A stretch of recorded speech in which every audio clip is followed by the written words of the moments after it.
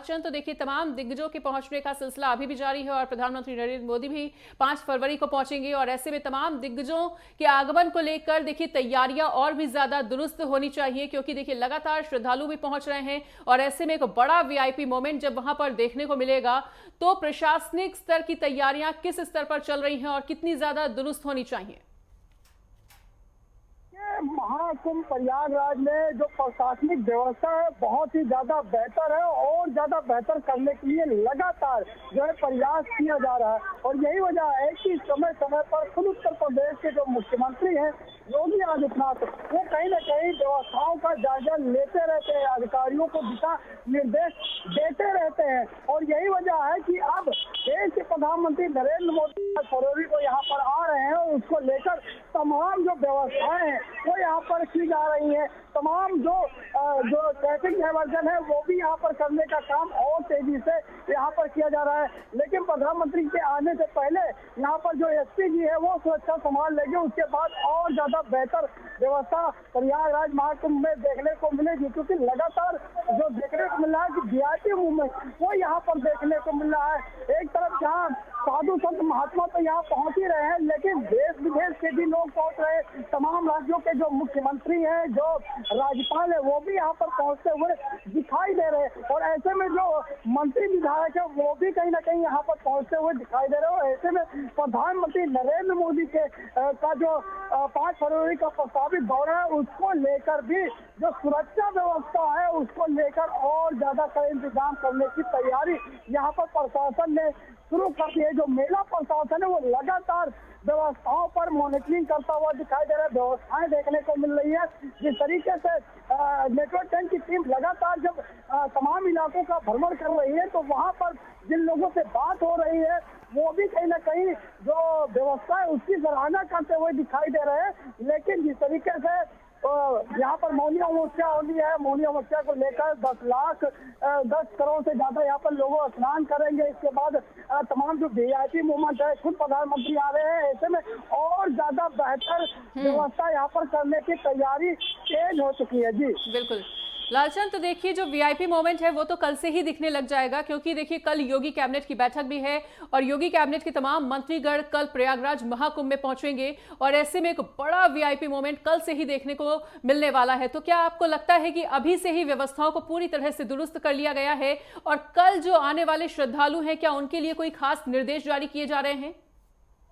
बिल्कुल, जिस तरीके से महाकुंभ चल रहा है और महाकुंभ में लाखों करोड़ों लोग देश विदेश से तमाम राज्यों से पहुंच रहे हैं और ऐसे में कहीं ना कहीं जो व्यवस्था है उसको लगातार और बेहतर करने की तैयारी जो मेला प्रशासन है वहां पर करता हुआ दिखाई दे रहा है। यहाँ पर जो पुलिसकर्मी तैनात किए गए हैं, इसके साथ ही देखिए आज ही जो है कल कैबिनेट बैठक होने वाली है, ऐसे में आज ही ट्रैफिक डायवर्जन किया गया है, जगह जगह पर जो है बैरिकेटिंग कर दी गई है। तो तमाम ऐसे जगह पर जहाँ पर ज्यादा भीड़ हो रही थी, जहाँ ज्यादा क्राउड हो रहा था वहाँ पर भी गाड़ियों को जो है प्रतिबंध कर दिया गया है। जो पास वाली गाड़ियां थी उनको भी अब रोका जा रहा है। अंदर वीआईपी मूवमेंट सिर्फ यहाँ पर जो है देखने को मिल रहा है। जो निजी वाहन थे उनको जो है रोक दिया गया, वो पार्किंग में ही जो बनाई गई है उस पार्किंग में गाड़ी लगाए और ऐसे में कहीं ना कहीं व्यवस्थाओं को लगातार जो बेहतर करने का काम किया जा रहा है। लेकिन यहाँ पर जो महाकुंभ देखिए बिल्कुल देखिए यहाँ पर जो तस्वीरें भी एक बार दिखा देता हूँ, क्योंकि पर्पल की अपडेट नेटवर्क के माध्यम से जो नेटवर्क के दर्शक है। बिल्कुल ठीक है लालचंद, तमाम जानकारी को साझा करने के लिए आपका बहुत बहुत शुक्रिया। और इस बीच हमारे साथ राघवेंद्र मिश्रा भी जुड़ चुके हैं ज्यादा जानकारी के लिए। राघवेंद्र, तो देखिए एक बड़ा वीआईपी मोमेंट दिखने को मिलने वाला है प्रयागराज में। राष्ट्रपति द्रौपदी मुर्मू भी पहुंचेंगे, उपराष्ट्रपति भी पहुंचेंगे और साथ ही साथ देखिए गृह मंत्री अमित शाह के पहुंचने का भी कार्यक्रम है। कल योगी कैबिनेट की भी बैठक है और इसके साथ ही देखिए लगातार प्रधानमंत्री नरेंद्र मोदी के भी पहुंचने का कार्यक्रम अब तय हो चुका है। तो ऐसे में बड़े वीआईपी मोमेंट को देखते हुए व्यवस्थाएं आज से ही कितनी ज्यादा चाक चौबंद नजर आ रही हैं और तमाम श्रद्धालुओं के लिए किस तरह के निर्देश जारी किए जा रहे हैं?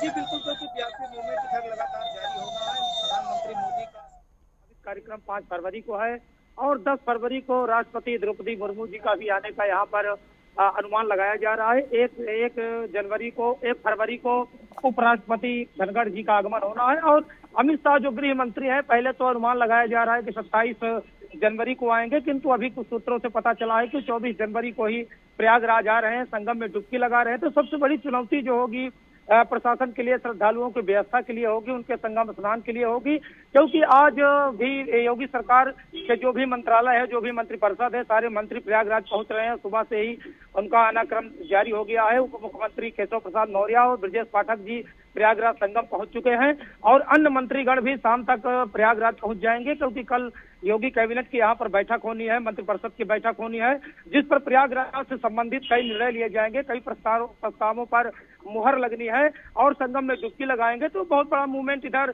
कल के पश्चात जो है लगातार लोगों का आनाक्रम जारी हो जाएगा। आज गौतम अडानी भी जो उद्योगपति है प्रयागराज में ही है, वो प्रयागराज पहुंच चुके हैं और इस्कान जो संस्थान है मंदिर के संस्थापक के साथ वो 1 लाख प्रतिदिन लोगों के जो खाने पीने की व्यवस्था है उसका इंतजाम भी कर रहे हैं, एक दरबार कार्य कर रहे हैं। तो इस प्रकार से लगातार प्रतिदिन एक नए वीआईपी मूवमेंट प्रयागराज में बना ही रहेगा। इसीलिए प्रधानमंत्री मोदी ने जो 3 फरवरी का स्नान है, मुख्य स्नान पर्व बसंत पंचमी का, उसके पश्चात उनके कार्यक्रम को यहाँ पर लगाने का जो अनुमान लगाया गया है कि 5 फरवरी को प्रधानमंत्री मोदी जी और 10 फरवरी को राष्ट्रपति जी का यहाँ पर कार्यक्रम में आने का अनुमान लगाया जा रहा है। तो इधर जो है 29 जनवरी के पश्चात जो 3 फरवरी है बसंत पंचमी है, 29 जनवरी को मौनी अमावस्या है। तो ये 2 बड़े मूवमेंट हैं और अभी से जो है, क्योंकि सुबह से लेकर शाम तक लाखों श्रद्धालु संगम में डुबकी लगा रहे हैं, सारे मार्गों से उनको पैदल ही चलना पड़ रहा है। तो ये पुलिस प्रशासन पूरी तैयारी करके रखी है कि ना तो श्रद्धालुओं को किसी प्रकार की सुविधा हो और ना ही वीआईपी मूवमेंट भी किसी प्रकार से डिस्टर्ब हो, क्योंकि इधर 27 तारीख को जो 27 जनवरी है उस दिन जो है धर्म संसद का भी संतों ने यहाँ पर आह्वान किया है। बड़ी संसद लगेगी, धर्म संसद लगेगी, सनातन गोष्ठी को लेकर सनातन समिति बनाए जाने के लिए, सनातन बोर्ड बनाए जाने के लिए। तो इस पर भी दूर दराज से संत महात्मा पहुंचेंगे, लोग भी पहुंचेंगे। तो लगातार कल के बाद जो है 23 जनवरी से लगातार मान लीजिए 10 फरवरी तक लगातार वीआईपी मूवमेंट है। तो उसको लेकर प्रशासन लगातार बैठकें जारी कर रही है, सुरक्षा के कड़े इंतजाम कर रही है। रूट जो डाइवर्जन है उसका भी विशेष ख्याल रखा जा रहा है कि श्रद्धालुओं को ज्यादा दूर चलना न पड़े, ज्यादा पैदल न चलना पड़े, क्योंकि मेला जो मुख्य रूप से है वो श्रद्धालुओं से ही संबंधित है, उनके सुलभ स्नान से संबंधित है, उनकी सुरक्षा व्यवस्था से संबंधित है।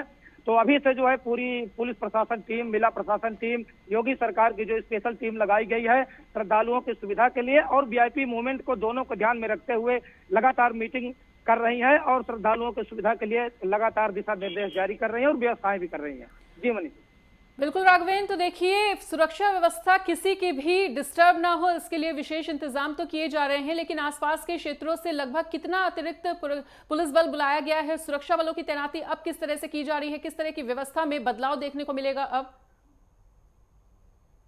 यहाँ पर सुरक्षा मुख्य मानक है, सुरक्षा के कड़े इंतजाम योगी सरकार ने पूर्व से ही कर दिए हैं, क्योंकि 13 जनवरी से जब पौष पूर्णिमा का प्रथम स्नान शुरू हुआ था तो उसके 10 दिन पहले ही पीएसी की बटालियन, एनडीआरएफ, एसडीआरएफ जो जल पुलिस है उनकी बटालियन अलग है, पुलिस की बटालियन उनको अलग से तैनात किया गया। तो काफी संख्या में वृद्धि की गई है, क्योंकि मेला 25 सेक्टरों में बांटा गया है और 4000 हेक्टेयर क्षेत्र में इसका फैलाव हुआ है। तो लगभग अगर कुल सुरक्षा कर्मियों की अगर बात किया जाए, संख्या की गणना किया जाए, तो चाहे एटीएफ के जवान हो, चाहे पीएसी के जवान हो, चाहे सीआरपीएफ के जवान हो, चाहे पुलिस के जवान हो अथवा एनडीआरएफ या एसडीआरएफ के जवान हो, कुल मिलाकर लाखों संख्या इनकी पहुंचती है। कम से कम लाख पुलिस कर्मी यहाँ पर मौजूद हैं।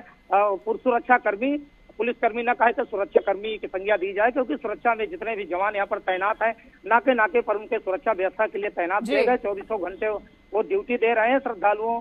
इसीलिए 13 और 14 जनवरी का जो मुख्य स्नान पर्व, 2 स्नान पर्व हुआ, बहुत ही सुरक्षित और सकुशल हुआ। ये पुलिस प्रशासन की अच्छी व्यवस्था की देन है और इसीलिए मौनी अमावस्या को और संख्या बढ़ाने की उम्मीद है, क्योंकि मौनी अमावस्या एक बड़ा पर्व है, मुख्य पर्व है। इसमें 8 से 10 करोड़ श्रद्धालुओं के गंगा स्नान करने की संभावना है। तो इस पर पुलिस प्रशासन की भी संख्या बढ़ाई जाएगी। केंद्रीय रिजर्व पुलिस बल का भी जो है अधिक संख्या बढ़ाए जाने की उम्मीद है, तो जिससे मौनी जी मनी। बिल्कुल। तो राघवेंद्र, तमाम जानकारी को साझा करने के लिए आपका बहुत बहुत शुक्रिया।